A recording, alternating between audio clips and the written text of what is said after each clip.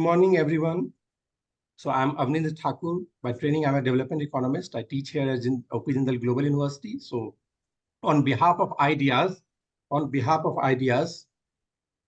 this is an interdisciplinary research outfit of OP Jindal Global University under the leadership of Professor Dipanshu Mohan.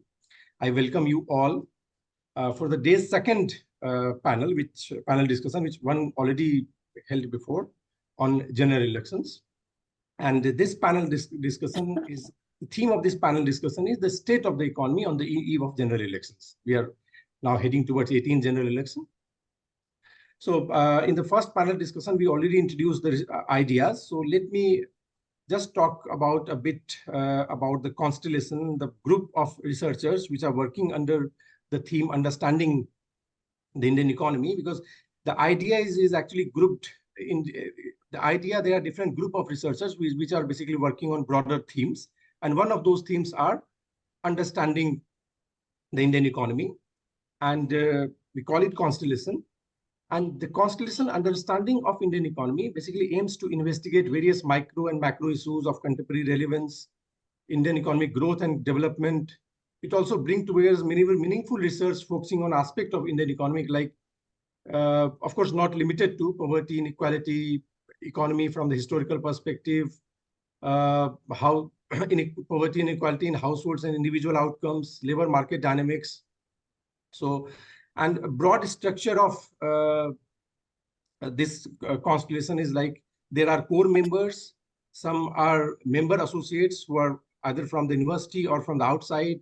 There are some young researchers attached to those projects who are JRF, Junior Research Fellows, and we have also advisors, a group of advisors, eminent people as advisors.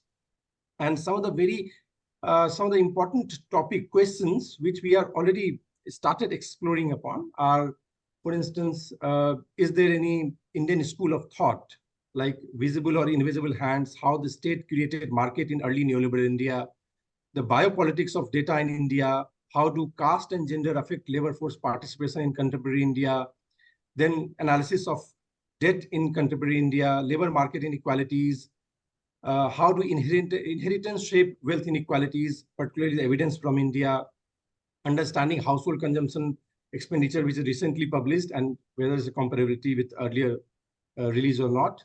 Then we have estimating economic cost of terrorism in Jammu and Kashmir. Some of these projects, of course, not limited. We are evolving. We are very keen to expand this research, and we also keen to invite people to attach to this research outfit as member associates or maybe advisors or JRFs.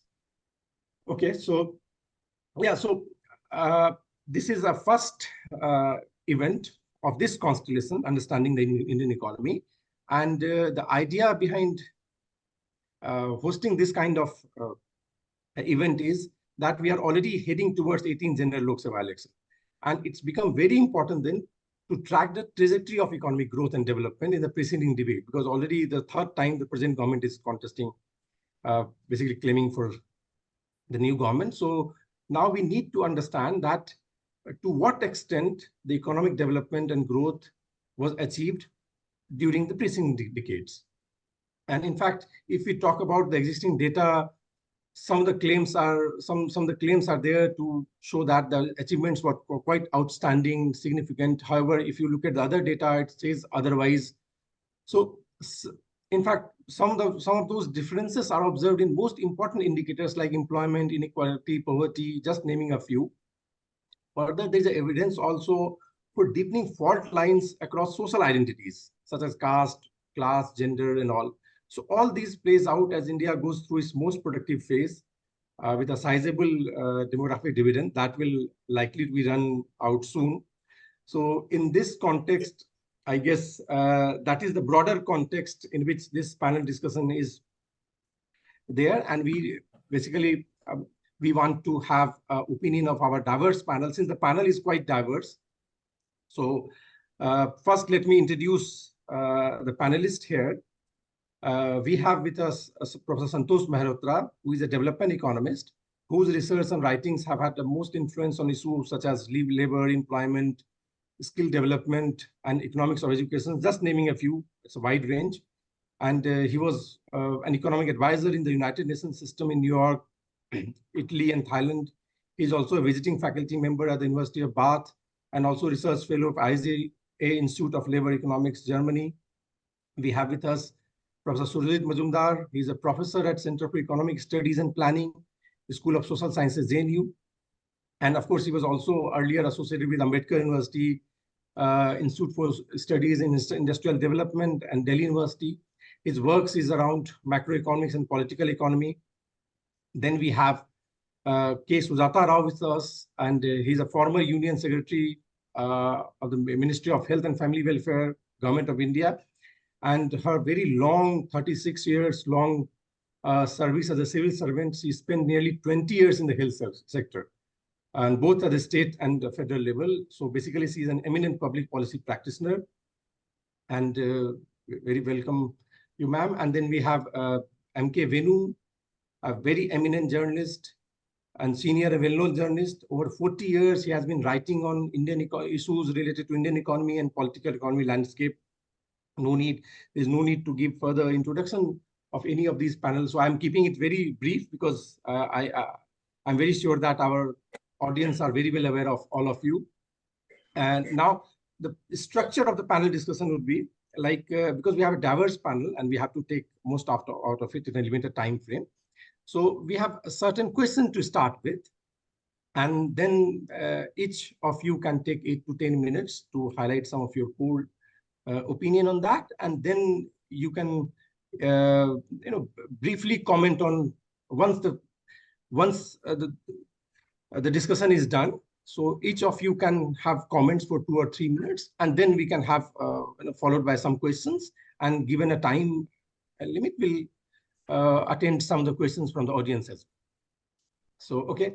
So let me start with Professor Mehrotra, if it's fine for you. Of course. So, okay. Sure. Yeah. Okay. So, in fact, first, let's start with Professor Mehrotra, because when I'm looking at the employment aspect, for any developing country particularly, the structural transformation of the workforce is of prime importance. And it's basically, India also has reiterated this in many times in most of its literature and policy documents.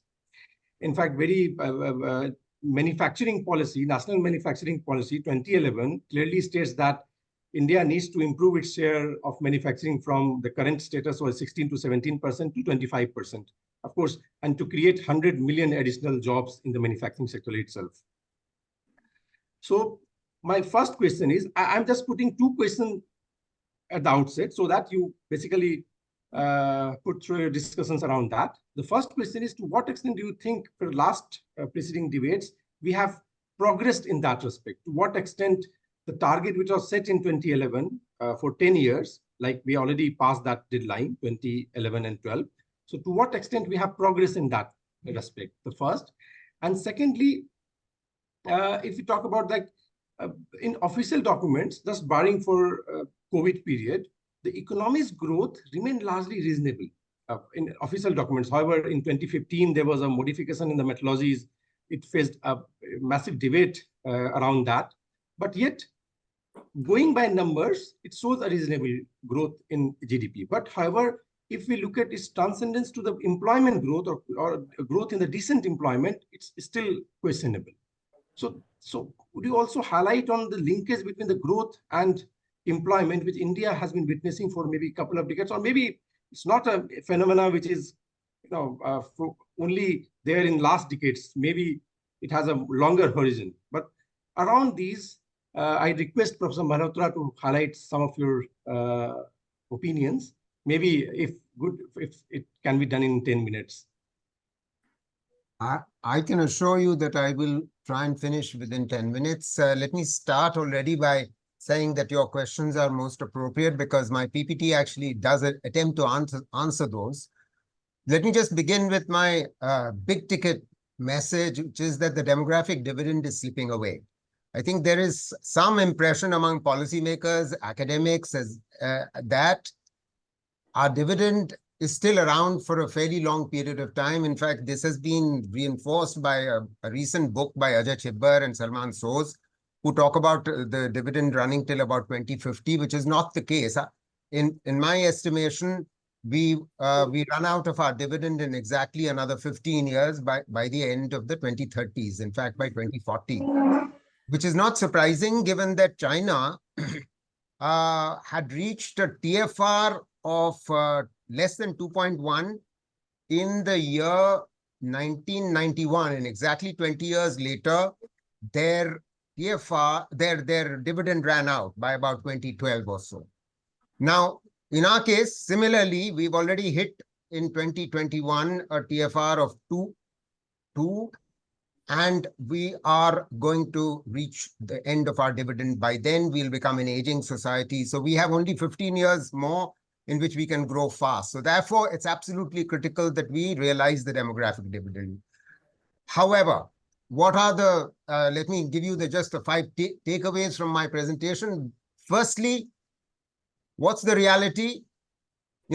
Before COVID, because one of the messages that keeps coming from the government is that, unemployment is already coming down. It has always been high. But, before COVID, already unemployment was a 45-year high in 2017-18. And youth unemployment had tripled between 2012 and 2017-18. In other words, in a matter of 6 years. And, no one can spread the narrative that Muslims, SCs, and STs are taking away jobs. Second takeaway is just the GDP growth rate has been lower in the last 10 years compared to 2004 to 14. I'm not going to bore you with the numbers. Everyone knows this. So fewer non-farm jobs have been created. As opposed to 75 lakh new non-farm jobs being created between 4 and 14, barely 29 lakhs have been created in the last 10 years or so. Third takeaway, on account of the slow growth in wages, slow growth in jobs, non-farm jobs. Please note, I only regard jobs as non-farm jobs, not agri jobs. We can discuss that if you're interested. And as a result of fewer, non-farm jobs being created, wages which were growing between 2004 and 14, as a result of which poverty came down. They have, in fact, even between 2013 and 17, they were relatively flat, and they have actually been flat or falling even for the last 5 years since COVID. And I mean, I have estimates which I won't show, which is sort of showing that workers earning below BPL wages is not only very high, and it's rising, it's over 62%. Third point, which answers to the point about structural change that Avninder was talking about. Manufacturing employment and contribution to GDP was falling in the last 7 years, is despite Make in India. It has only just recently recovered back to the 17% that prevailed between 1992 and 2014. And finally, there's been a reverse migration of historical proportions, which is causing severe rural distress. And that has actually combined with the manufacturing employment and GDP and contribution to GDP falling, it's led to a reversal of structural change. So let me quickly point out. As a result of this, it's not surprising that governments constantly selling a narrative of disinformation and misinformation. So let me very quickly tell you that, unemployment rose. This is PLFS numbers from 2.2% to 6.1%, and youth unemployment tripled. And structural change has already been reversed. It was on its way. There's been a massive increase in agriculture. Employment rose from 42% in 2019 of the total to 45.5% in 22-23. And believe it or not, between 4 and 19, there was an absolute decline in the number of workers in agriculture. What we've seen is a 60 million addition in the last 4 years alone in the number of workers in agriculture. And the result of all of this is that the employment rate, unlike what the PLFS is telling us, has actually falling from 43% in 2016 to 37% according to CMI. And although most of my estimates are from the PLFS, I'll explain in a minute why I'm using here for the employment rate, the CMI data. So what's the kind of disinformation being spread? One, that CMI data is trash. Despite the fact that the CMI has a larger sample size than NSO, it's covering organized and unorganized sectors, rural and urban. There are some issues with it. I have no problems in admitting that. However, on this dimension, they're fairly reliable. Let me move on.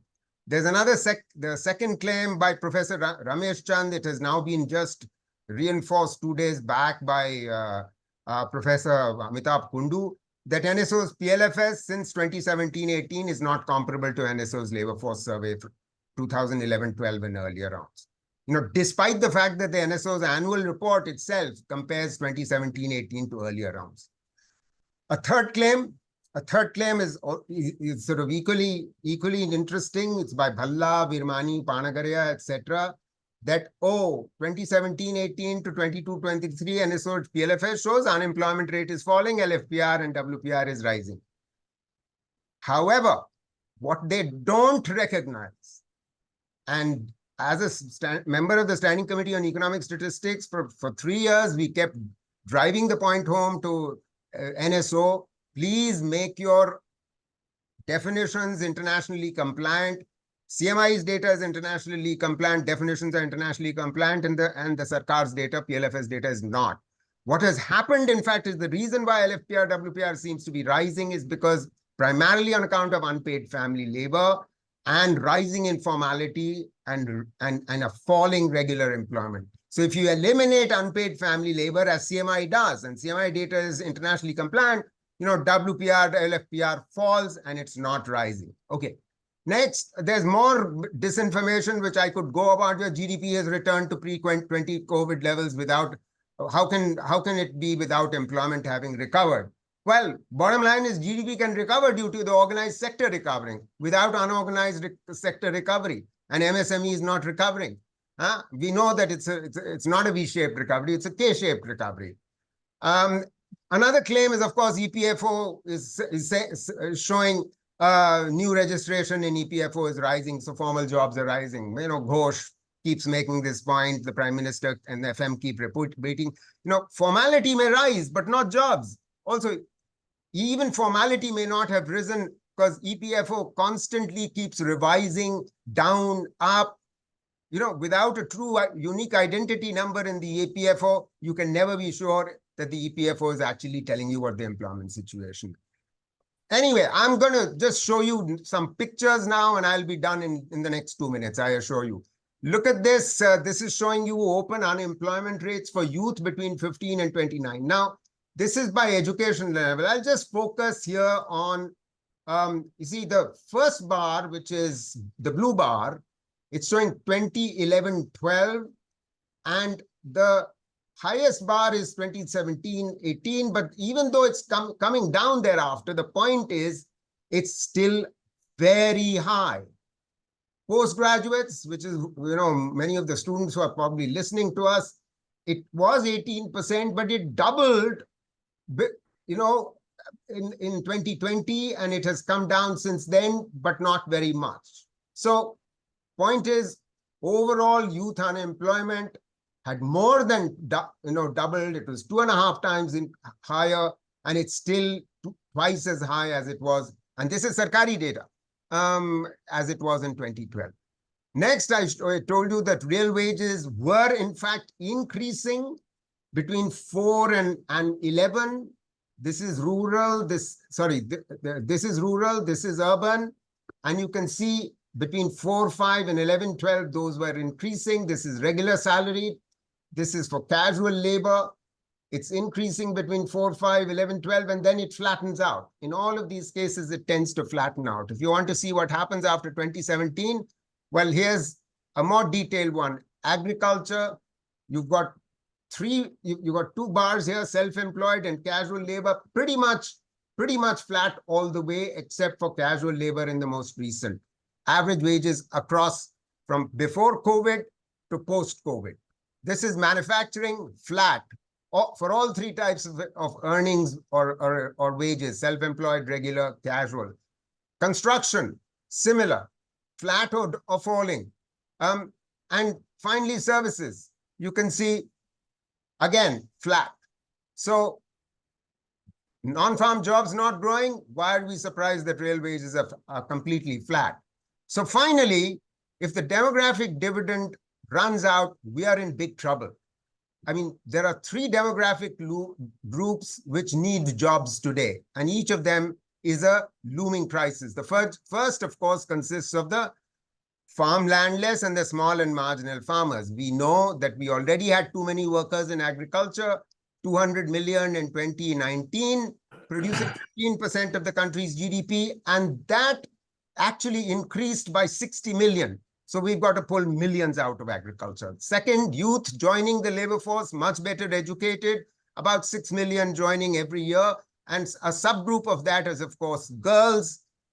Labor force participation rate of girls has been falling. And finally, of course, the stock of unemployed. Three massive groups, each a jobs looming crisis.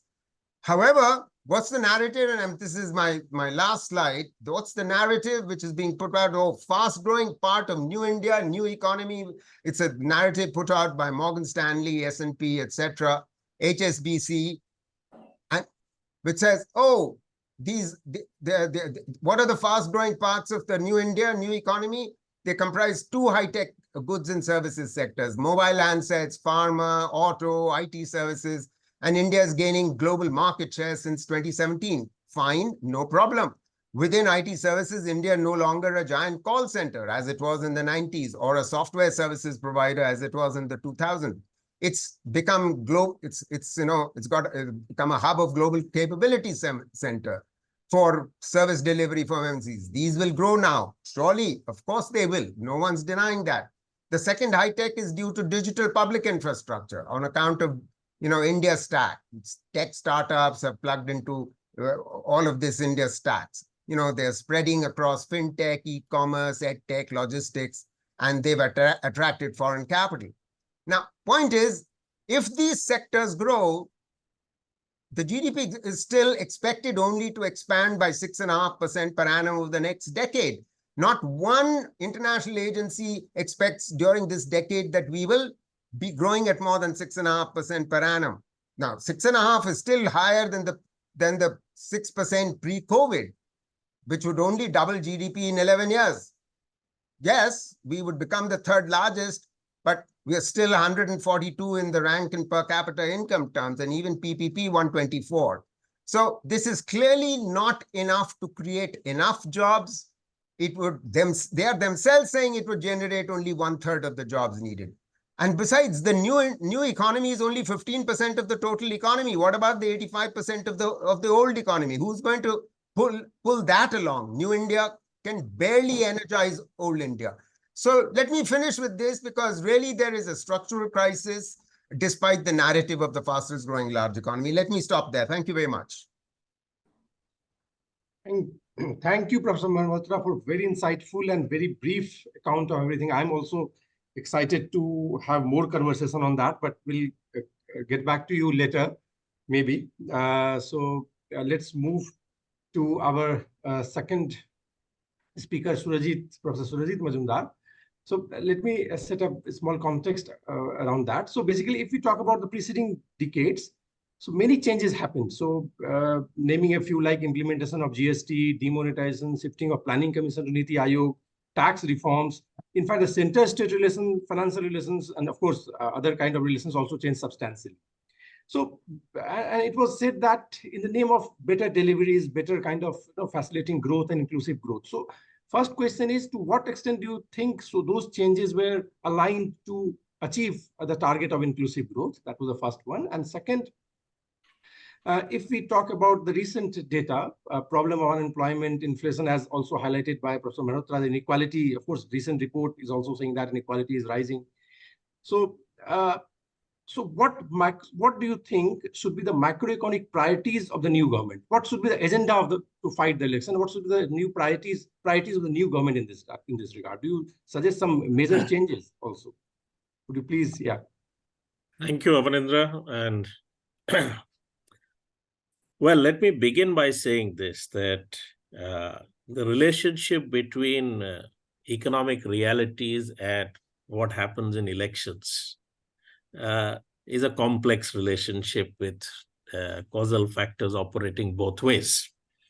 But I think one of the important challenges that needs to be addressed, okay, in relation to the future of the Indian economy is the extreme levels of inequality that have come into being, okay, and its underlying causal factors or structural factors, which is high degree of wealth concentration on one side and mass unemployment and underemployment on the other.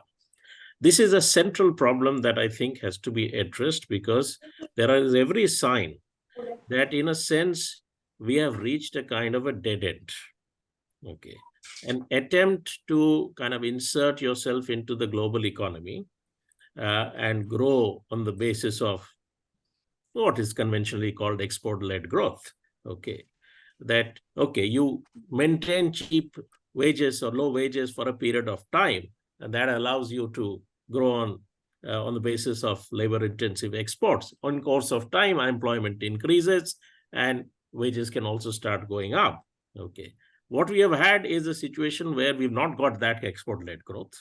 On the other hand, maintaining the conditions which give rise to low wages is not allowing us to exploit our own domestic potential also for growth. And that's the kind of dead end we have seem to be reaching in. Now, it's actually for a long period of time, there have been signs of the Indian economy being in an extremely sluggish phase. Okay, but if you look at the statistics about the Indian economy and the data about the Indian economy, it doesn't always reveal this when you look at things on the face of it. But within that data itself is often concealed the reality which can be got out once you look at the data differently. So let me give an example.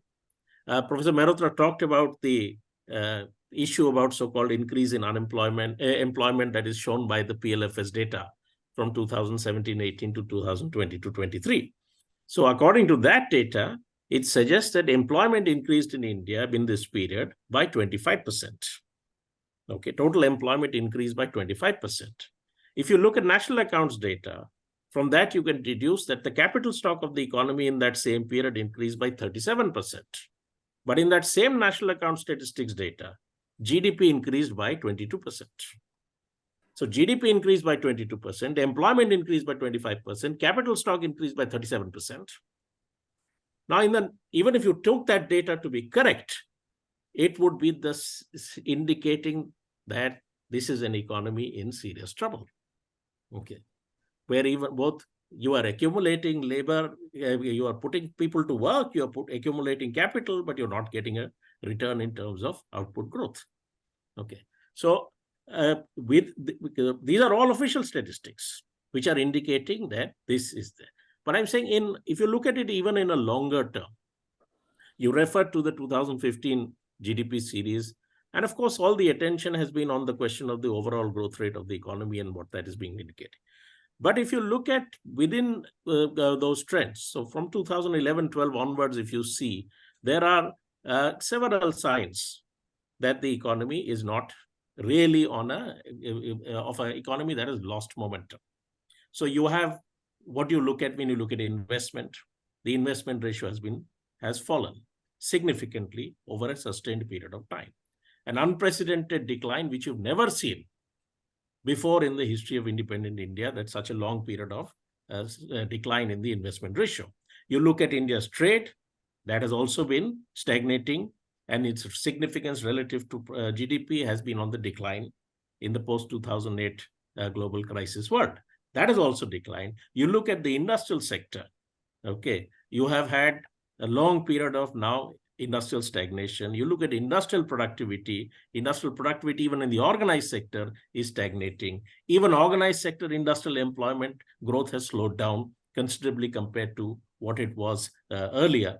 You look at the construction sector, you can see slowdown. You look at bank credit and other forms of credit to non-financial sector trends relative to GDP, you see, again, that there's an indication of stagnation. And of course, you look at employment and the employment structure together, as Professor Mehrotra did, you can see all of these are clear signs of an economy that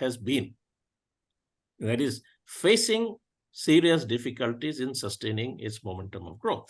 Okay, we are a low middle income economy. We entered that status in 2007. So we are very far from even upper middle income status. Forget about high income. Okay, we are not even halfway to upper middle income status from lower middle income threshold. We are in the bottom half of that. So these are not the macroeconomic features that you should be expecting in an economy that is moving up that particular ladder. So clearly there are serious difficulties of a deeply embedded nature in the Indian economy, which need to be addressed. However, for most of this period of more than a decade, since 2011-12, preoccupation as far as policy has been concerned has two broad characteristics. One is there is this constant process of trying to restore the so-called fiscal balance, which had been disturbed in the as a result of the post-2008 fiscal stimulus after the 2008 global crisis. Over the whole period, it has never, till COVID came, they had not succeeded in bringing it back to 2007-8 levels. Okay. And after COVID, again, there is a return to that same thing. That COVID year, there was again a rise in the fiscal deficit, and the preoccupation again has been towards reducing that particular thing. And the second is, of course, various schemes which are designed to try and encourage private corporate investment to and promote the animal spirits of private corporate investment. But neither of these has happened. Okay, it has not produced any results because there is a structural reality that is there, that you essentially have a problem that if you have such mass level of unemployment, okay, that ensures that 90% of the Indian population faces a problem of income stagnation because they have no other means other than work from earning their income. Okay, so you don't have, as a result of that, a domestic market on the basis of which growth can happen.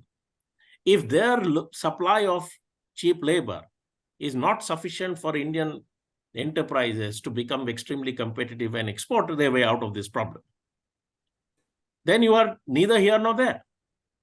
Okay, and that's the problem that is there. And if your fiscal policy approach is simply to try and reduce the deficit while maintaining low taxes, try and give tax concessions in order to promote private investment, then you're not really going to be addressing this structural inequality that is there. So there are, if you have now the signs that this process is reaching a dead end, okay, the dead end also means that you are creating a social condition, socio-economic condition in which essentially for the privileged part of Indian society, it is no longer going to be possible for them to grow and expand without that happening at the expense of others, in the sense, not just a relative sense, but an absolute sense. And you've seen this post-COVID, that there has been an improvement in the top sections, but it's the rest of the population, the working population, which has been made to adjust to actually a lower level of income. Okay. And the signs of this problem are there even in the present. So the latest GDP figures tend to suggest that you're growing. You've grown at 7.5% or 7.6%. Okay. But that's on a nominal growth of 9.1%. You're assuming an inflation rate of just 1.5% when the consumer price index is 6%. Okay. So you're actually, the pace of expansion is slowing down. The basis for expansion, which is investment, that is slowing down. You're really not getting any real quality employment being generated. Okay. So what does that mean? That it's basically a cake in the sharing. One part of society can expand or benefit only by reducing the share of the other. Okay. So in a sense, to put it simply, the rich can become richer only by making the poor poorer. You're almost at that point. If that has to be then addressed, then there has to be measures which, firstly ensure some level of autonomy in relation to the global economy. Particularly, you have to address the issue of an open capital account, because that is what is required to create the space for using fiscal policy, not as a means of simple redistribution, take from the rich, give to the poor, but as an instrument of intervention to address the structural realities, which will allow expansion of economic opportunities, which are in a manner which generates employment and allows people to gain more from participation in economic activity, rather than creating a situation where, because some people are better off, you can take a little bit of revenue from them and give different kinds of support to the rest of the population, which becomes dependent on this support rather than participation in economic activity in order to even sustain themselves. So the important issue challenge then is to be able to address the structural features underlying inequality, because now they have become severe barriers to any process of economic expansion, where the cake that is available to be shared is in a real sense going to be expanding. Notionally, you can have financial sector, etc., expanding and your GDP growth rate happens. But if you look at the goods producing sectors, you can see what's the state of affairs, that even in the official statistics, you can see that the goods producing sectors are actually doing extremely badly. So I think this is the real challenge that is there. And one hopes that in some form or the other, the debate in the elections and the results that it lead to will force whoever comes to look at and examine this question. Thank you. Thank you, Professor Majumdar. So putting it larger issues concerning Indian economy and challenges and all. So we'll get back to you once we listen to all our panelists. So, okay, so Ms. Rao, so maybe about your work. So what I was thinking about, if we talk about social sector, that's very important, particularly health, because with the outbreak of COVID, health became, kind of came in the central of the development discourse. And particularly, it's very important for a country like India, tropical country, where prevalence of many kind of diseases are very high, out-of-pocket expenditure is also very high. And then given the level of mass education and awareness, basically, it becomes even more grave. The situation becomes even grave. So, but if we talk about national health policy, which in 2017, which clearly talks about the challenges and aims to achieve universal access to good quality healthcare services without anyone having to face financial hardship. So it clearly talks about, inclusive healthcare system, so publicly financed. So to what extent, my first question is, like last decade, to what extent we have actually progressed towards providing a universal healthcare system? Of course, it's very difficult to provide it in a very short span of time, but how far we have progressed in that regard, first. And second question is, after COVID outbreak, of course, many countries realized their limitations. And of course, they understood the importance of healthcare expenditures. And some of the countries definitely reoriented its policy discourse completely in favor of increasing the share of public expenditure on healthcare and also education and that. So what extent do you think the India also reorient its policy discourse in favor of such expenditures and all? What has been the status of the economy, particularly progress for last decade? And what challenges do you see for the new government? What kind of structural changes, what kind of basic fundamental changes you suggest in that regard? Thank you, Abhinanda. I'm feeling very awed in the presence of such eminent economists who have, it's so bad. The situation is so bad that the little hope I had that health will come back to the table seems to be slipping, like the demographic dividend. So that's a depressing way of starting my little response to you. But, regarding COVID, your second question, has there been a change in prioritization? I mean, what the country went through, all of us know, the trauma that we went through, 45 lakh people died. And it was a substantial amount of, suffering that people faced. I mean, you all know it much better than I do. So there, I personally did expect that in the latest budget, there would be a serious effort to say, no, health, we've paid a big price. This is not going to be neglected anymore. And we are going to invest much, much more and, bring it back center stage to what I call the development theory that we might be having. But then that didn't happen. That didn't happen at all. In fact, even the increase, the so-called increase they showed in health budgets was very nominal, less than inflation. So in real terms, hardly any increase at all. The only thing that COVID did was to probably get Government of India to borrow another $65 million from the World Bank for strengthening the district hospitals and those Ayushman Bharat facilities, and also establish district level laboratories and strengthen institutions like NCDC and so on.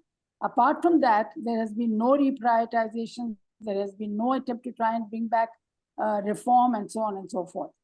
In fact, what is very depressing about India is no matter what happens, I mean, what more could have happened to this country to shake us up, to say health is very important. I mean, it has taken us so long for us to recognize that health is the central to development, health and education. If you look at it from the human capability angle, I mean, when the previous speakers talked about unemployment and GDP and all, to hell with GDP, how does it matter to me whether it's 7 or 7.2% when your per capita is so miserably low that they're not able to consume health or buy any basic necessities? How the hell does it matter to me if the third trillion, 5 trillion economy, third highest in the world, when you have 37% of your children stunted or malnourished? So there is a way of looking at your economic indicators, and from the personal, household, individual point of view, it's not a happy picture. So, no matter what, except giving a false sense of pride that, oh, we are so powerful that we have beaten Japan. I mean, what does it mean? It's so silly. It's such an infantile argument, because Japan, look at their quality of life and look at ours. So that, this kind of a dismissive attitude to health is largely because overall, we've always looked at health as a welfare expenditure item. So when you give away subsidies to big industries or corporates and give away subsidies to other economic groups, it is seen as an investment where, they will create employment, they'll create jobs. And so that's how you incentivize them to do better for the country's growth. But when you have health or education, the investment is really seen as a welfare item. And, it's not at all given any importance. It's not. Now, the first time some importance came was with Jeffrey Sachs, Commission on Macroeconomics and Health, where with evidence they were able to establish that, there is a linkage between development and health. Now, coming back to your earlier question of UHC, 2009, this whole concept Rockefeller propagated on the universal health coverage. Now, universal health coverage has embedded in it the concept of rights, fundamental right to health. It is an entitlement-oriented concept. And so therefore, it is a very powerful concept also. Now, what has it done in the last 10 years? UHC has been largely translated as an insurance program, social insurance program, which started with Rajshekhar Reddy in 2008, where 85% of Andhra population was covered with social insurance. Now we have Ayushman Bharat, where 500 million people are sought to be covered. But then the main objective of any UHC is that your out-of-pocket expenditures come down. Now, we were 73% out-of-pocket expenditures in 2004, when NRHM was being launched. From there, we have reached, according to the World Bank, this is World Bank data that I am quoting, we have now come down to about 54% is out-of-pocket expenditures. And do you know that during COVID, due to all the social health insurance programs having collapsed, the health system having collapsed, the public and the private, and the amount of price gouging that the private sector resorted to in exploiting patients, and you saw what havoc was played, and the state not willing to control or regulate this kind of behavior, we ended up with more than 61. One study shows 61% was the out-of-pocket expenditures immediately after COVID, which means a 7% rise in out-of-pocket expenditures. And this is all coming from households. And I'm sure if you study the income groups, it is the poorer people who faced about almost 38% of catastrophic. Catastrophic means 25% of your income goes in health, or 10% of your non-food income goes on health, is termed as catastrophic expenditure. And that was felt much more intensely by the poorer groups than the richer ones. Richer groups faced about 20% catastrophic expenditure, but the poorer classes, the quintile 5, faced about 37% of catastrophic expenditure. Now, this was the level of poverty that COVID induced an already sad situation. So this is, and then you look at it from what newspapers recently said, 40% houses indebted. Now, how much of it, that indebtedness, is due to health? If one goes deeper into that and sees how much of it is due to debt, because this indicates a failure of the state. During a pandemic, the state failed to come to the citizens' rescue. Nothing else can explain. Normally, okay, but during a pandemic, we should have gone all out to see that they didn't have to face this problem. So, first of all, COVID didn't really get us to prioritize. Second, your question of UHC, how have we done? We do have a social health insurance program there. We do have the Ayushman Bharat, where they're trying to strengthen primary healthcare facilities, giving 12 guarantees, free of cost, universally available. But there are so many gaps. There's so many gaps. They say mental health, for example. There's no counselor. There's no psychologist. There's no psychiatrist. There are no drugs there. So, it's work in progress. So the point here is, if you really want to be able to implement even that Ayushman Bharat vision of health and wellness clinics, you need at least 1% GDP to be able to strengthen that level of primary care, without which you really cannot have a UHC. Now, my final point is that what are the challenges? The challenges are the ideologies of the political parties that we are facing. Let's take these two, Congress and BJP. Neither of them did very much for health, so I have no love lost for either of them. Okay, something Congress did, UPA did on NRHM, very nice. And for the same matter, BJP also has given some money for health and wellness clinics. And both have done the social health insurance as a, but then neither of them have really brought out a concept of, reforming and re-strategizing and redoing the health system in the changed circumstances of disease burden changing. Any health system has to respond to the kind of disease burden that you have. Today, we have much more of non-communicable diseases of chronic nature. So your health system has to respond to long-term care, not an episodic care, and so on. So none of them have brought this reform package, which I find that 10 years is a long time. Both Thailand and Turkey brought about transformational changes within 10 years. So I don't believe that neither UPA or NDA have any excuse to have not been able to bring about that fundamental transformational change in health. And why I say ideologies matter is largely because, if I'm taking time, please do take time, because I keep on talking otherwise. Yeah. So, is because BJP essentially believes in the market. They believe in private sector.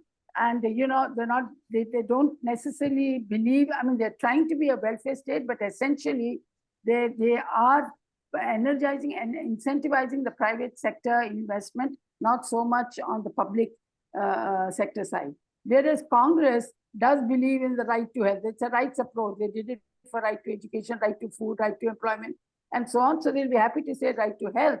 But then the issue before both, to be fair to them, is that where is the money going to come from? It's easy to say from 1%, we have to increase it to 2.5% GDP, or we have to increase it to 3% GDP. But where is the money coming from? Because out of that 1 rupee of money available, almost 60% is committed liabilities, and so on and so forth. And if you see the layers of subsidies that they have to give, the window available for either of the governments to really increase in the present structure of the economy.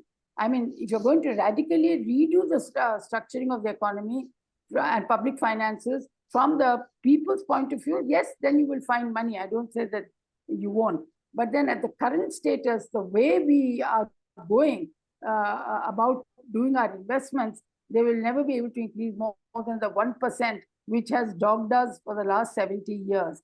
So what I mean by this is that in terms of budgetary resources, yes, there has been phenomenal increase. 10,000 crores was my budget in 2004-9. Today it's 90,000 crores. But in terms of proportion to GDP, it hovers around 1%, 0.9 to 1.2% of the GDP. So this is my only thing is that there's a plethora of recommendations available on what the challenges are, what we need to do. But whatever we do, whether it is incentivizing, having a public-private mix in delivery of services, and having a social health insurance net, we do have to invest much more resources. And why I say this is, despite such a social health insurance program, if there is still so much of out-of-pocket expenditures, the weakness is in the design of the insurance program, which does not cover outpatient treatment. They only give money for hospital episodes. But the main expenditures, and particularly if it is chronic diseases like diabetes or hypertension, you won't be hospitalized. But you're every day spending money on buying those drugs, insulin or so, whatever it is. So, therefore, this, unless they tackle the outpatient treatment of, covering the drugs and diagnostics, which is 50% of your outpatient treatment, I'm afraid UHC will not be a realizable goal. And the second thing, when I said ideologies, as I can see from the past record of BJP, they're very centrist in attitude, not so federal. Whereas not only in the size of healthcare, but any healthcare cannot but have to have communities as active participants of your health trajectory, and you have to have decentralized models. That's what every country has shown. So I'm afraid federalism, decentralization, participation of local bodies, all these are very critical aspects which will not need to necessarily get into their dialogue. And finally, I would say, while the government investments are static and stagnant, if not in real terms falling, you have the private sector which is booming. Till a few years ago, the private sector was growing at the rate of 15% CAGR. Today, from 2016, it is growing at 22% CAGR. While the whole economy tanked to minus what, 7% GDP, you had your pharma industry booming at 15 to 20% growth. So, health is a VIP sector. Always the sun is rising there. But the point is that it creates a lot of distortions in its way. Now the government is encouraging medical tourism, for example. That's 3%, $3 billion worth. They want to go to 10 billion. But what does it mean when your supply is not growing in keeping with the demand of domestic demand? You're creating an external demand. At the same time, you're not improving your supply position. It means the substitution effect is coming. Instead of treating the Indian patient, the best services are going to the high-paid foreign patient. But having said all this gloomy scenario, I do feel that investment in health still makes sense, because it's not only the wellness of the people, but more importantly, it has huge employment potential. It's a real sector for employment. The more diagnostics, more technicians you need, more nurses you need. With aging population, much more demand has come in externally also for export of nurses and technicians and technical skilled forces for doing home care and so on and so forth. So I think there's a huge employment potential in the health sector. So I do hope that we become a sunrise sector and stay a sunrise only, and not downers back again into the dark abyss. Thank you so much. Thank you, Ms. Roy. You have actually given a wonderful, it's a wonderful analysis, put together almost all major issues which are there. So I think, thank you very much. In fact, you rightly said that, if we look at the public expenditure GDP ratio on health, it has not changed significantly, though it had some fluctuations in between, but largely it remained the same for last maybe 3-4 decades. Yeah. And also, in the COVID period, it was denial which was more problematic. So first you need to accept the challenges, then you can only move forward. Yeah. So if you deny things, then it becomes even more difficult to work on that. Thank you. Yeah. So thank you very much. So now let's move towards our last speaker, Mr. Venu. So actually, I was thinking about, if I quite remember that 2014 election when it was fought around the significant narrative of prevailing inefficiencies in the system. And it was claimed that it was mainly deep-rooted in corruption. Yeah. And it was the main discourse of the NDA campaign at that point of time, that minimum government and maximum governance. So is the mantra of inclusive and corruption-free system. So my question is, how far, because corruption has definitely been in limelight for many of things, whether it's ED, CBI, or maybe institutional changes, demonetization, everywhere it was there. So my question is, to what extent we, the last 10 years was successful in bringing a good governance, corruption-free governments, or a delivery system became much inclusive in that sense? So that's something which is my fundamental query. And secondly, do you really think some of the changes were not in accordance with, were not actually productive? So if you have to recommend that, what kind of institutional changes, proper institutional changes, which could facilitate better delivery system or corruption-free system, or maybe better inclusive system. So what's your suggestion in that regard for an upcoming government? Yeah, thank you. So good questions. Yeah. And there are very stark answers to your questions also. Answers which are which can't be disputed at all. Evidence wise, they can't be disputed. So I'll begin with two or three key slogans of Mr. Modi in 2014. The slogans on which he rode to power. One, of course, was that he'll deliver corruption-free governance. Within that, I would like everybody to recall, he promised that for political cases, for cases relating to politicians, he would have a fast-track court, and he will have a special dispensation, which included Lokpal also. And we know what kind of Lokpals have got created in the last 10 years. So he spoke about a lot of structural changes in regard to dealing with corruption. And what we have seen in the last 10 years is no fast tracking of political cases have happened. On the contrary, all political cases are being used as a tool of blackmail to subvert democracy. Which is happening before our eyes, right? All you need to do is look at some key examples, and that the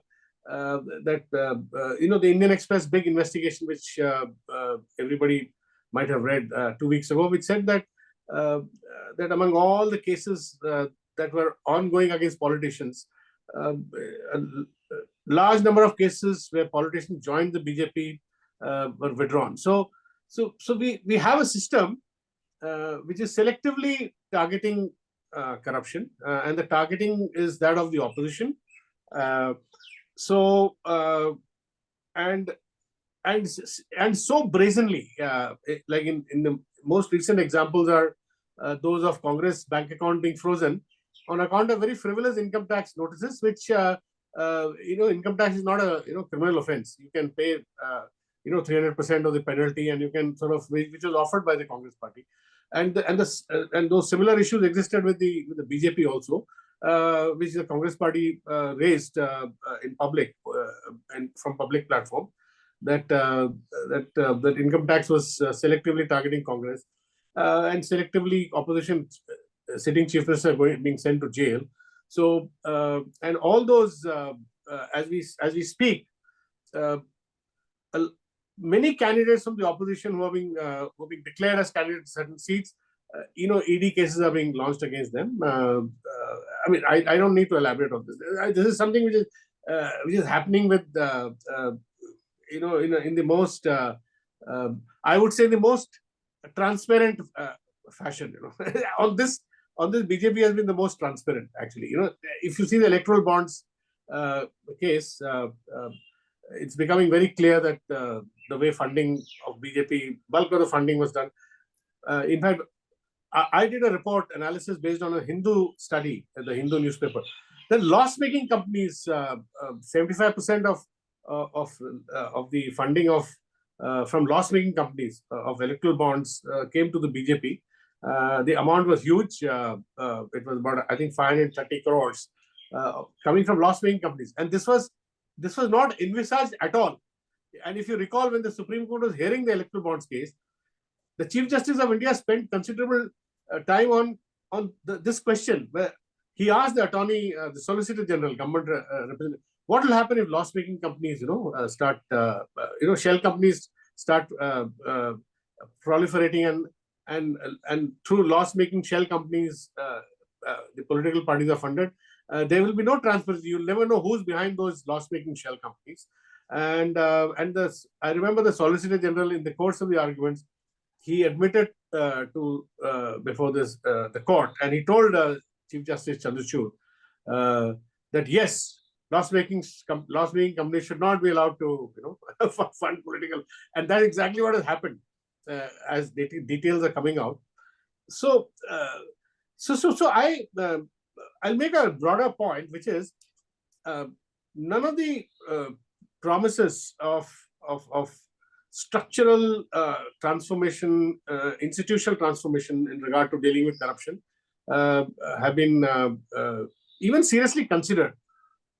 In fact, I would say this regime has most cynically dealt with this whole issue that we are talking about, institutional transformation to deal with corruption, and they have allowed corruption to continue, and they have allowed precisely because it suited them to let corruption continue, because they had the instruments of the investigation, all the instruments of power, investigation agency, and they chose to just selectively target the opposition, and they,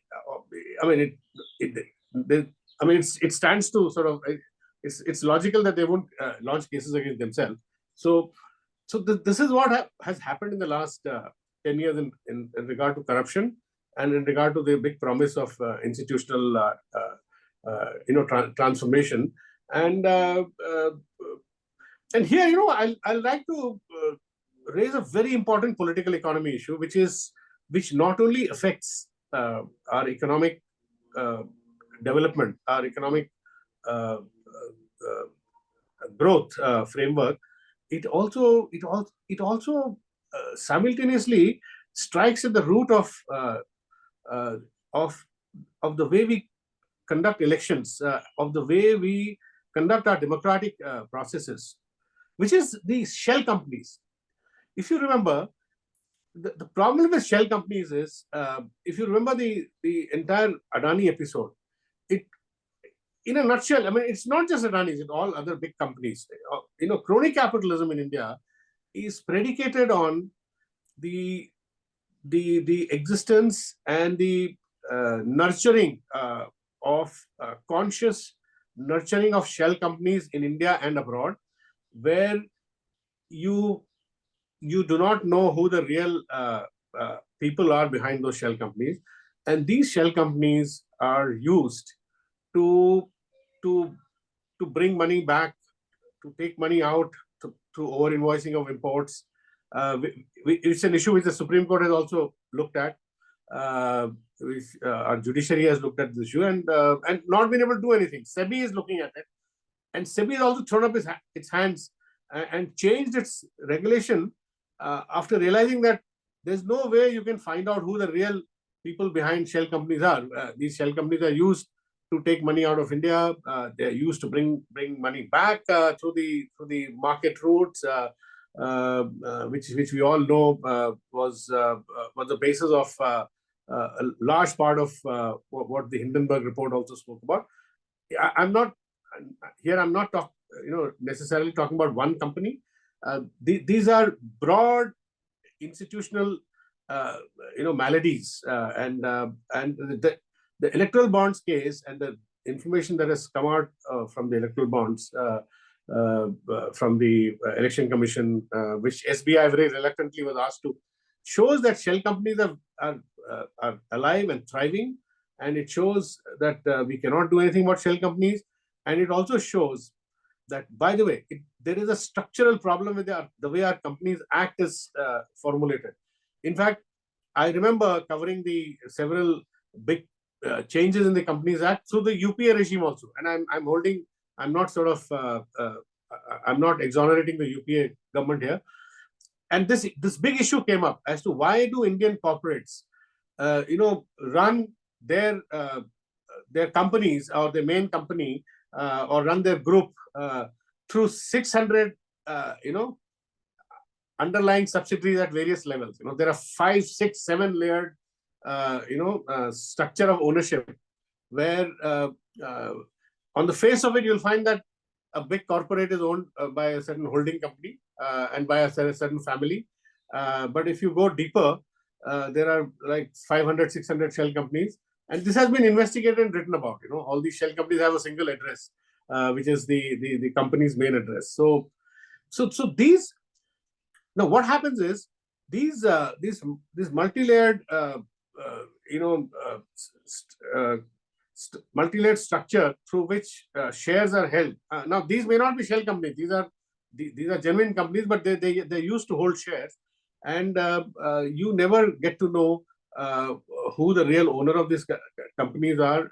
It could be individuals, it could be a company's associate, a promoter's associate, some distant family member, it could be some friend, it could be some senior employee also, as was revealed in the case of some companies in the electoral bonds case, where the companies were actually run by some senior employees, trusted employees. So these kinds of very, very opaque system of ownership of Indian corporates has really, in my view, has helped perpetrate, even consolidate the crony capitalist framework. And I recall Mr. Modi at the G20 summit back in, I think, 2015 or 16. He made a big announcement that he's going to, that this government made a big announcement that they were seriously going to attack these non-transparent, shell companies from which are established in tax havens, and how in real time, Mr. Modi once said that money going out of the company, going into some tax haven, shell company, and coming back, they would be tracked real time, and the perpetrators would be brought to book.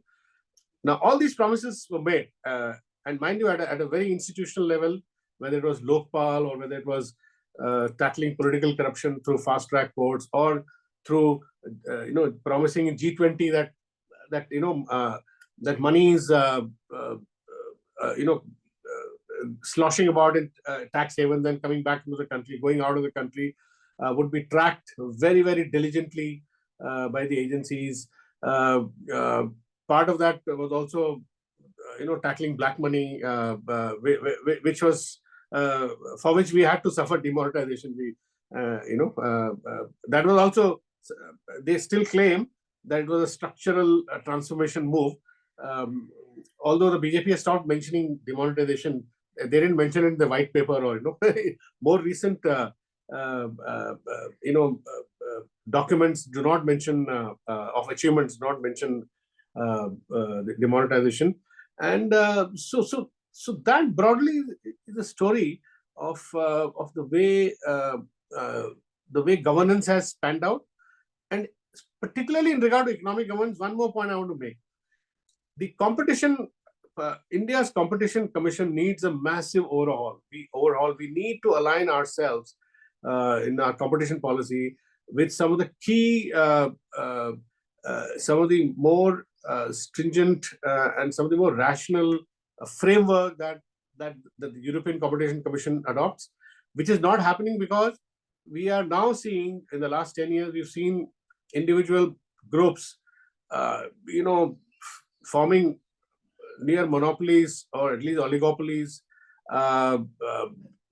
There are sectors where 2 or 3 companies, they control, 60-70% of the market. All kinds of things are going on, and our competition commission has not really been able to study the rise of the rise of dominance in regard to market share in many areas. Now, there's a problem. I tell you why that has happened. Because when UPA, when this commission came during UPA, I remember speaking to Monte Ahluwalia once, and he told me at a conceptual level, he said, India is too small. Indian corporates are very small compared to the size of global fellows. So it may be a bit early for Indians to start looking at the growing size of our corporations and start looking at their whether they are whether there would be abuse of dominance. Now, this he told me some 15 years ago, but now as we see, some of our corporates are growing to fairly large, they're building scale, which compare with some of the other emerging market peers. So we need to have a serious look at competition policy, at potential abuse of dominance, etc. And this is part of, I would say, very important part of structural transformation that we need. And part of this also, I'll just finish my final thing would be, because of this focus of this government on letting the big organized sector, there has been a sharp bias towards the organized sector. There is no doubt, and I don't think this government even hides their bias towards the organized sector. In fact, they have openly, as a matter of policy, they have said we are creating national champions. So then there are, say, 7, 8, 10 national champions, companies, groups, which they want. This government wants them to grow their size and scale in order to compete globally. And in the process, they are not really looking at what this national champion, policy is doing to competition domestically. So there's a big problem there. And while doing this, the policy has been very skewed towards them. And one of the results of this K-shaped policy is that they have post-COVID, even before that, post-demonetization, GST, and COVID, these three events have really hit the small, medium sector very badly. And as Santosh Mehrotra has said, all their achievements that they're talking about, they relate to the big organized sector, and their growth has been fine. But the rest of the small, medium sector is struggling. Their output has also shrunk post-COVID, post-demonetization, and I think we need a white paper on this, on this K-shape. The government is somewhat in denial about K-shape. Now, the interesting thing is, the entire private sector admits to K-shape. If you see the Mumbai equity research, all the economists from the private equity research firms, they talk about K-shape, but the government is in denial about the K-shape. I think we need a serious study of this K-shape, and we need to figure out this organized versus the unorganized informal sector.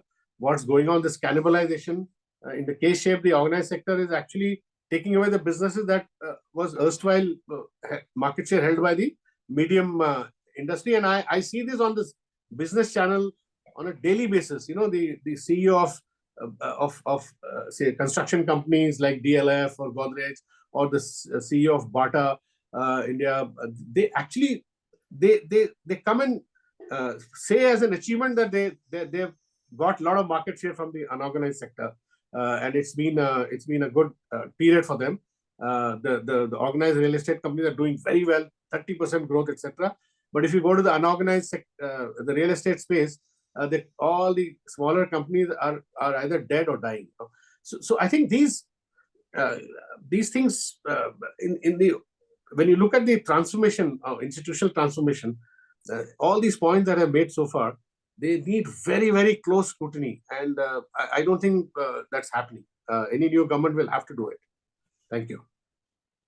Thank you, Mr. Venu. Is really insightful. In fact, I think that it's easier to tap the corporate when its size is not too big. Once it becomes too big, it's really difficult to control them. It happens Yeah. everywhere globally. So yeah, so I totally agree. So okay, so thank you very much. We have next 15 minutes, and I guess so far I have not received any question from Palmi. So anyway, what we can do? Ask a few questions, please? Yes, sure. So what I'm just let me put like this. Let us pose some questions, okay, and then you also respond, because all of them have already delivered. Just Pigeon has already so so since all of you already delivered your talk, so maybe you can respond to those questions and also some comments on the overall narrative which has already been developed so far. So so yeah, so Mrinalini, and I have also a few questions. So Mrinalini, you start. Let me deal with the Pigeon. You handle the Pigeon, yes, sure. Yeah. Okay. First of all, thank you so much. As I was listening to all of you, I was just trying to think the ways in which we can circulate clippings of this so that we can get people to come and watch the full thing on YouTube. It was supremely informative. Thank you very much. I have a few questions. One is a question to perhaps everyone. I should have asked Venu before he began to answer.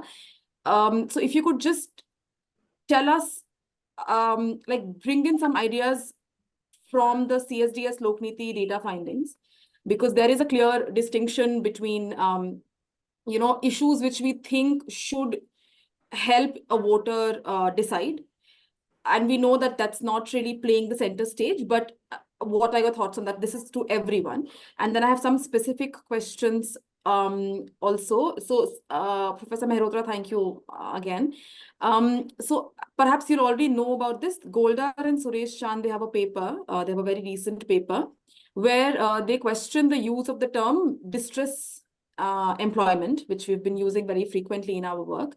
And when we see a rise in the share of women, especially in unpaid labor, and that's just one way in which we identify it.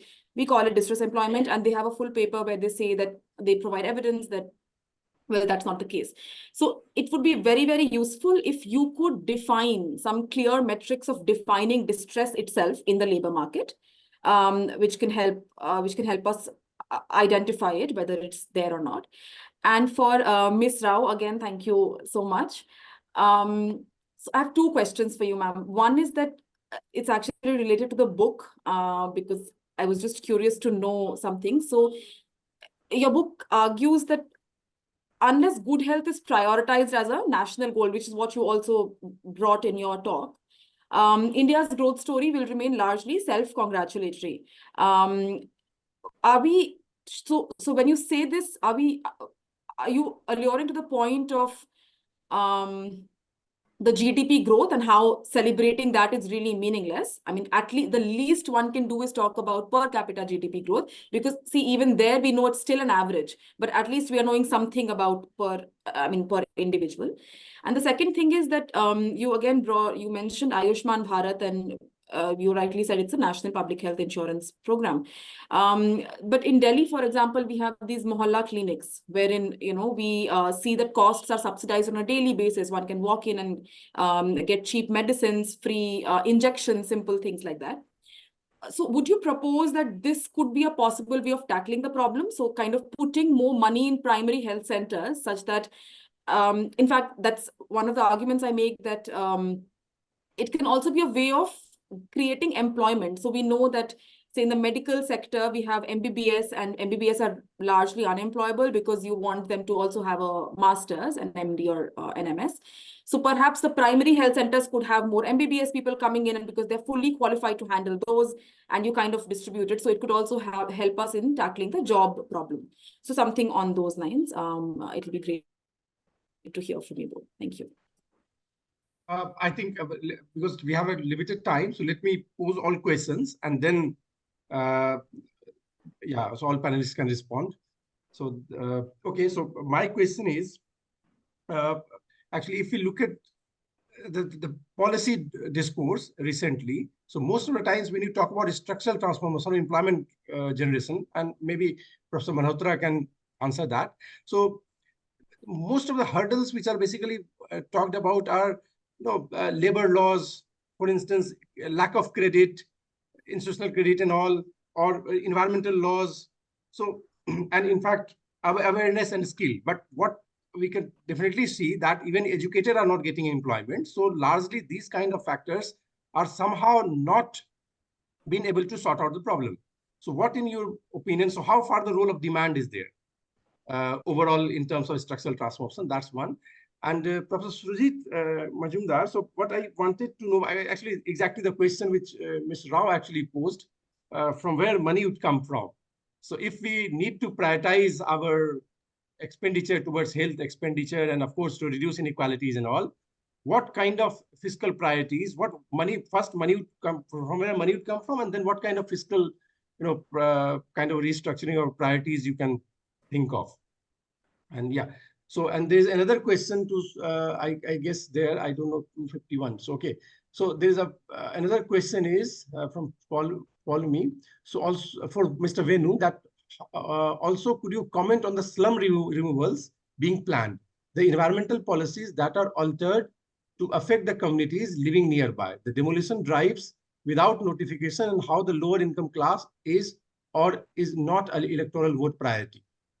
And then another question for Mr. Rao, that alongside the schemes that were made possible for health and food, especially if we look at the ones during the pandemic, those were contingent on two things: access to tech, Arogya app, etc., and identification, Aadhaar, etc. So people who didn't have these or any of these did not resort to apply to these aids. How does this show up in government display of the efficiency of their schemes? So these are the questions, maybe 2 minutes for each of you, and then we'll 2-3 minutes. Yes. So Professor Santosh, Mehrotra, you can start. Thank you very much. I'll try and address both your question to start with, and then to go to Mrinalini's question. So in my understanding, actually, demand has become a very big problem. And if I had had the time, I would have shown you on my last slide, which actually builds on the argument that Surajit made. So let me use my 2 minutes to actually make one point in that regard. You see, what are the 4 drivers of growth? One is consumption, the second is investment, and I think Surajit rightly made the point that investment has barely been, so there's been very low investment demand. So investment has kept between 26% and 31% of GDP when this government inherited a 31% to GDP in investment rate. So between 4 and 14, the investment ratio was 31% to 38% somewhere. So investment has not picked up. We are still at 29%. Exports actually fell. I mean, they actually fell for 5 years in merchandise goods. It's only services which kept them up. So, and third major, which is sort of goes to the question of demand, even more to the consumer demand. The data is so evident that consumption has recovered to pre-COVID levels, but not gone much beyond that. At the same time, household savings to GDP ratio has actually fallen. It used to be in the region of about 20-24%. It came down to 17. It is now at 20.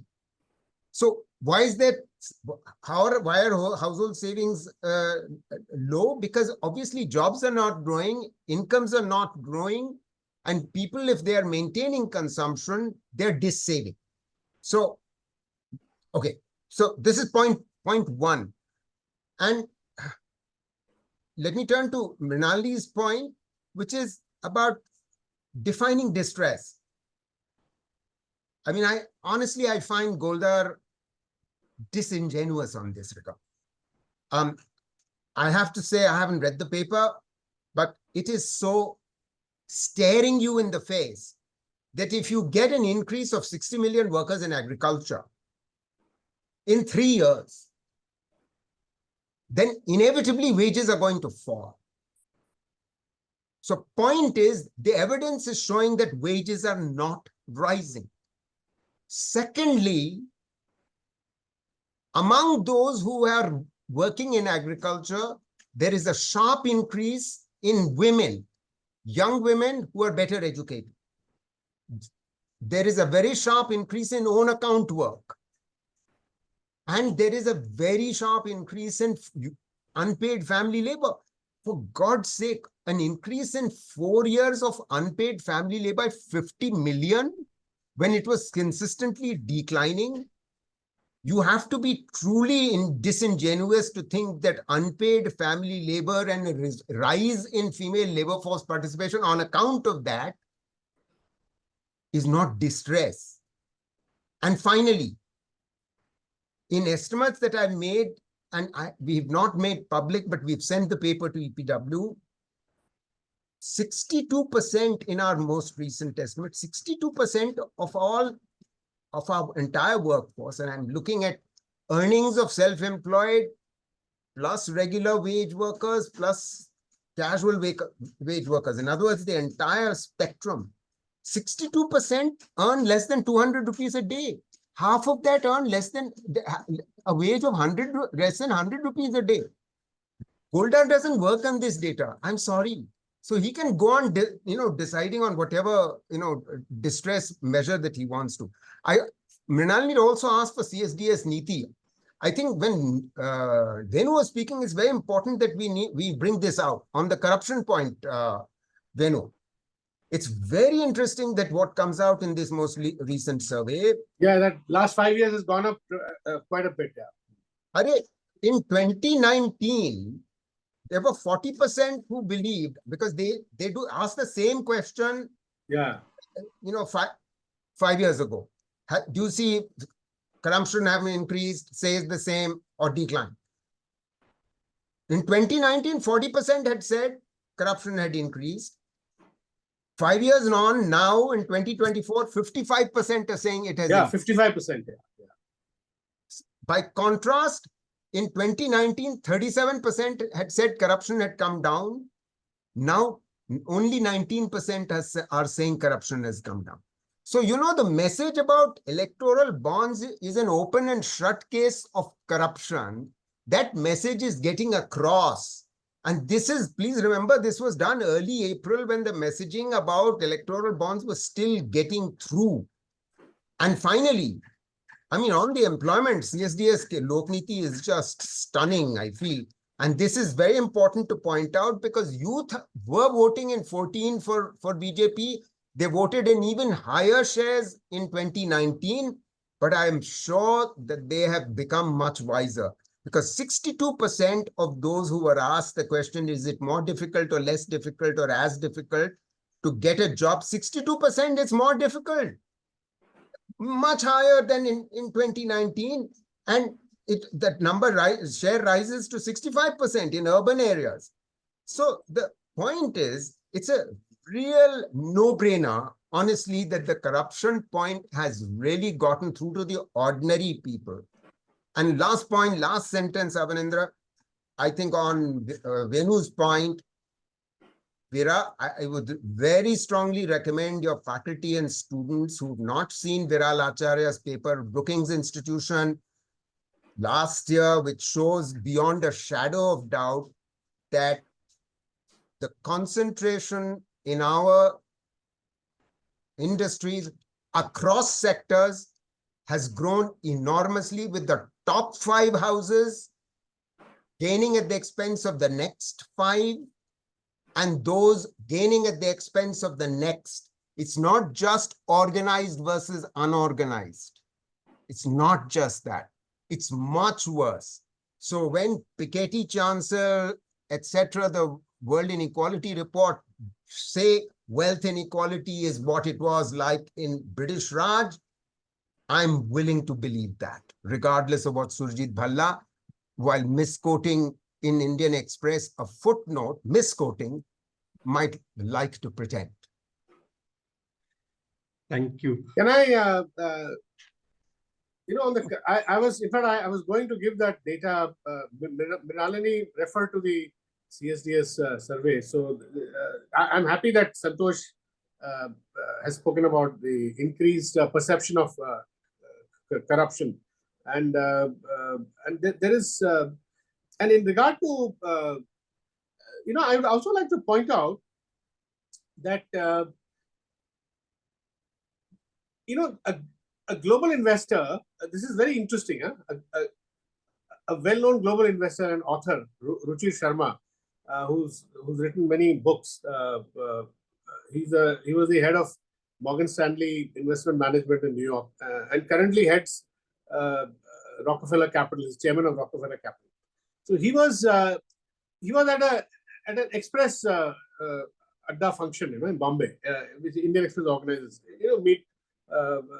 They gather industrialists in Bombay, and they meet the guest kind of program, where he said very clearly, he said that one reason why FDI, foreign investors, even domestic investors, one reason why investments, private investors are reluctant to put in money. One reason, and he used the term iced, and he explained what iced, ICED, income tax, CBI, enforcement directorate. He says there is a genuine fear of these agencies being used selectively, even among corporates.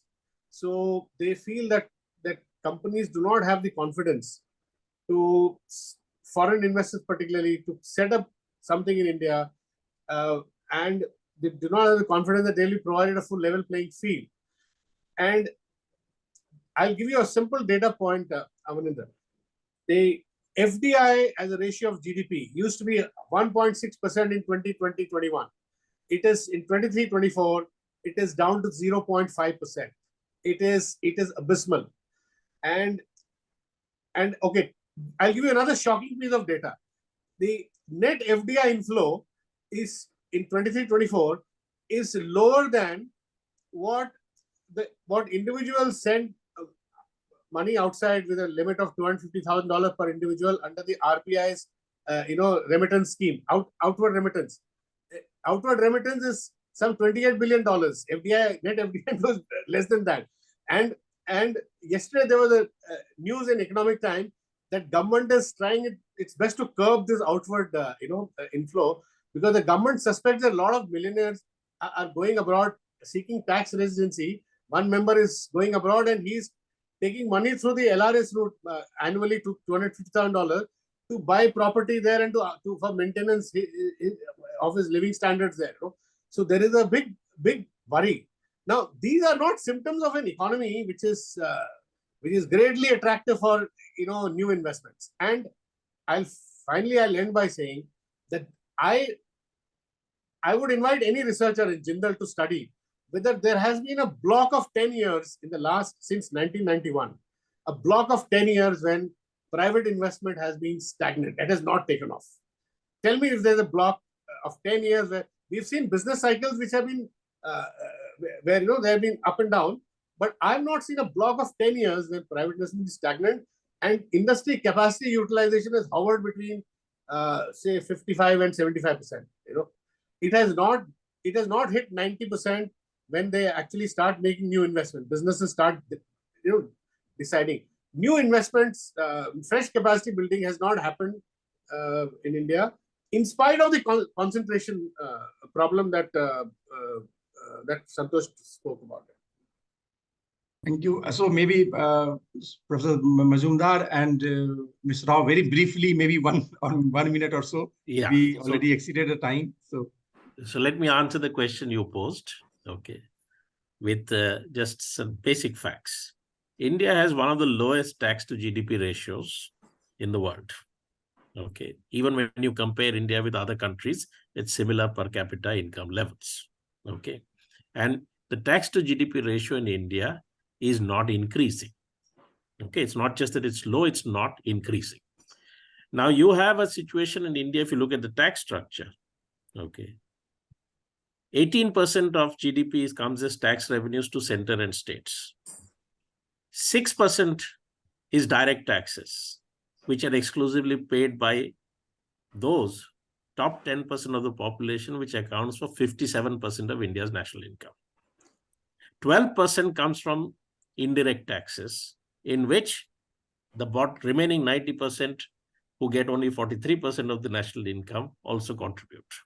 Okay. So it's not a problem that there is no resources available. Okay. And the fact that that resource is not being tapped, and instead everything is about reducing that, is the corruption which takes the form of acts of omission, not acts of commission, acts of omission, which no law even recognizes as corruption. Okay. And the problem is that this structural reality in turn feeds on that. So those who are the beneficiaries of this, they also seek to use their command over resources to maintain this particular position. Now, if for that benefit, they would at least do the thing of using these resources in a way which would generate employment and jobs for the rest of the population, then one could still accept it. But here it is, all those concessions are given and there's no return. Okay, this investment that Venu was talking about, I mean, no research is required, you know, there is no period like this. And if the private corporate sector truly feels that India's economic prospects are very bright, why are they not investing?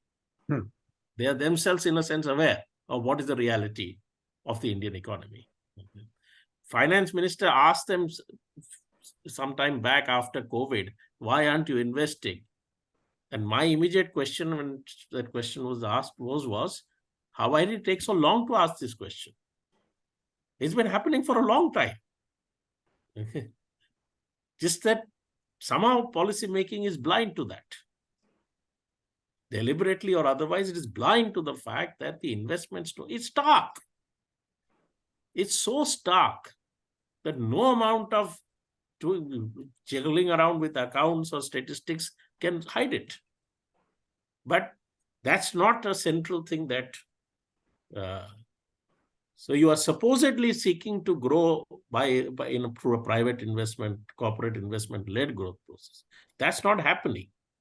But all the policies are supposed to be to induce that to happen. Can I just add one thing here to what Surajit said? With the permission of chair, can I? Huh? Please. You know, Nirmala Sitharaman, it's very interesting. Nirmala Sitharaman made a very interesting statement some 7-8 months ago. She was addressing some industry association and she told them that why aren't you investing? Please invest. And then she said, you are like Hanuman.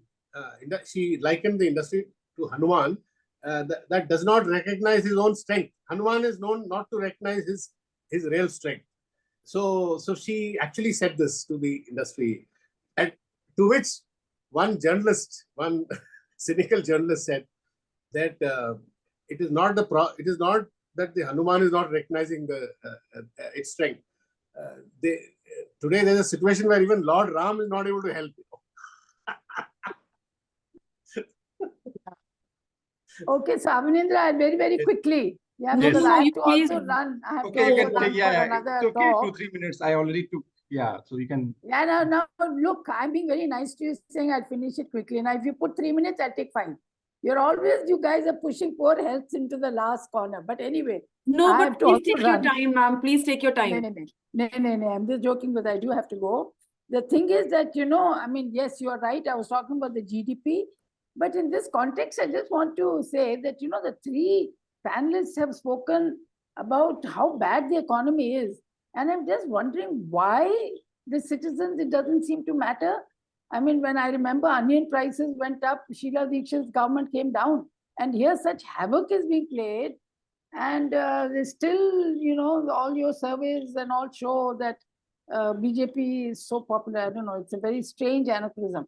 But, if you notice, I mean, health and education really started getting traction for the first time not in this election, but say last election, when Kejriwal's, pitch for education and health in Gujarat, wherever Punjab, it really did get traction and it did make a difference. That means Mohalla clinics have really mattered to the common people. The improvement of the government schools has really mattered to the poor people. And so when things you do, when government does things that matter to the people, then they're not going to be interested in all the flowery language or Ram Mandirs or anything like that. Then they're just set aside. So I think Mohalla clinics were really a good roaring success. I don't know how they've been implemented, but whatever it is, they showcased it very well. And I think it's an excellent scheme. Many states have copied it. And I think that's the way to go. Regarding human resources, we have a huge shortage of human resources. We have half the surgeons that we need. So half the people who need surgery are going without surgery. That's the real truth of the matter. So whether it's MBBS or whatever the deployment of trained people, I think we have a very major problem on HR, and opening more and more colleges in Hazaribagh and this place and that place doesn't help, because the quality is so poor. Half your, even AIMS, which is a central government project, has serious problems of faculty. Though, AIMS pays much better, the security of job, and they're not able to get faculty. So you can imagine how we are training doctors who are quite poorly trained and what implications it's going to have. And regarding your ID access, I fully agree with you that, you have any barriers like Aadhaar card and all that, you're denying the poorest of the poor. And I saw this happen actually in Jharkhand, where, if you remember, the tribal's daughter who died, and at that time I was there, all the ration shops are very powerful. They had tons of food, but then, because that wretched thing wouldn't work, what is the thumb impression you have to put on a machine? Biometric didn't work and all that, so they were being denied their rations. So these kind of barriers to access and all that need to really be off. And that's what universal healthcare is all about. Irrespective of whether you have a certificate or not, you get the service if you need it, period. And that's the approach that we need to take, instead of constantly identifying where you are from and whether you have an Aadhaar card or not. That's a very quick reply to your very long question. Thanks very, very much for this opportunity. And Avnindra, I'm so grateful that I'm in the midst of such hotshot economists, because, health ko bhi thoda status mil gaya. No, probably it actually changed the entire discourse in the world, development trajectory. Entire growth was dependent on health. For maybe the debate is centered around that only. Yes. We were all discussing health. Yeah, exactly. You haven't said Health one of word. the economy or health of the people. Exactly. Both are so interconnected. Only COVID told us that those are so interconnected. That is true. And education, it's worse. Yeah. We are not even spending 3% of budgets are going for education when the minimum is 6%. Yeah. Anyway, it's a sad story. Yes, Professor Mehrotra, just. Yeah, absolutely. Two, 3-liners. Just to support Sujatha, we should remind all your listeners that it's this government and its national health policy which had committed in 2017, beginning of 2017, to reach 2.5% of GDP on public health expenditure. Despite a pandemic intervening, we are still at a maximum of 1.3% of GDP. In other words, half. This is simply unacceptable. Callous. Callous beyond belief. And this is a government which came to power on a new education policy in 2020, where they claim we want to get to 6% of GDP on public expenditure. For the entire 2004 to 14 period, it used to be 4% on education of GDP. It is now 2.9%, as Sujatha said. We must never forget this. Yeah. And finally, last sentence, because you began with industrial policy, my friend. I think we have to have 30 years, we haven't had an industrial policy. We finally have to have an explicit industrial policy, and neither Make in India is an industrial policy, nor is PLI, the Performance-Linked Incentive Scheme, an industrial policy. I've written on this. I have a whole chapter in my book in CUP 2020. You guys are willing to have welcome to have a look at it. Thank you. I guess thank you. Now it's end of this exciting panel discussion. Definitely, I definitely would like to have more discussions, but time will not allow that. So thank you very much, all of you. It was much insightful, and Thank you. Yeah. So Thank you very much. And you will be hearing from us again. Please do Yeah.